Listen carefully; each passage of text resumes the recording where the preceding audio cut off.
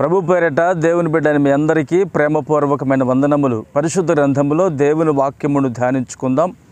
17వ కీర్తన 15వ వచనము. నేనైతే నీతి గలవాడనై నీ ముఖ దర్శనము చేసేదను. నేను మేల్కొనున్నప్పుడు నీ స్వరూప దర్శనముతో నా ఆశను తీర్చుకొందును. ఆమెన్. ప్రియమైన దేవుని బిడ్డారా, మన జీవితంలో మన ఆశ తీర్చబడాలి అంటే ఉదయాన్నే లేచిన దగ్గర నుంచి రాత్రి పడుకునేంత వరకు అనేక విధములైనటువంటి ఆలోచనలు కలిగి ఉంటాం.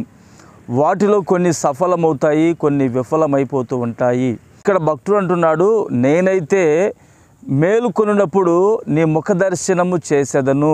ఎవరైతే ప్రభు యొక్క ముఖ దర్శనము అంటే వేకువజామున కావచ్చు, లేక పడుకొని లేచినప్పుడు కావచ్చు, మనం ఎప్పుడైతే మేలుకుంటామో ఆ మేలుకొనినప్పుడు వెనువెంటనే మనము దేవుని యొక్క ముఖ దర్శనము చేయాలండి.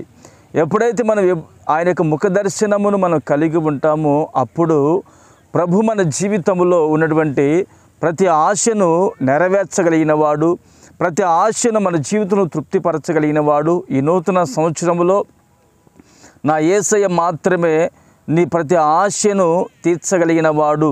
ఇప్పటికీ నీవు అనేకమైనటువంటి ఆశలు కలిగి ఉన్నావు. ఆ ఆశలలో కొన్ని ఆశీర్వదించబడి ఉన్నాయి, కొన్ని జరగలేదు. జరిగిన వాటి విషయమై నువ్వు దిగులు పడవద్దు, కలవరపడవద్దు. నిత్యముగా నా ప్రభువైన యేసుక్రీస్తు వారు నీ జీవితంలో నీ ఆశ తీర్చబడే విధముగా నీ పట్ల తన కార్యము జరిగించునుగాక. ఆమెన్. ప్రార్థన చేసుకుందాం. ప్రేమగల తండ్రి, పరిశుద్ధుడా, స్తోత్రం చెల్లిస్తున్నాము నాయన. మా ఆశ తీర్చబడాలంటే మేము మేలుకునేటప్పుడు మీ ముఖ దర్శనము చేయాలని మీరు మాకు తెలియపరిచి ఉన్నారు. నీ ముఖ దర్శనము మేము ప్రార్థన ద్వారా ఎప్పుడైతే చేస్తామో అప్పుడు మా జీవితంలో ఉన్నటువంటి ప్రతి విధమైన ఆశ తృప్తిపరచబడుతుందని, ప్రతి విధమైన ఆలోచన సఫలపరచబడుతుందని మీరు మాకు తెలియపరిచి ఉన్నారు. ఇప్పటికే నీ బిడ్డలు నాయన నీ వైపు చేతులు చాచి అర్థిస్తూ ఉండగా వారి ఆశను మీరు తీర్చండి.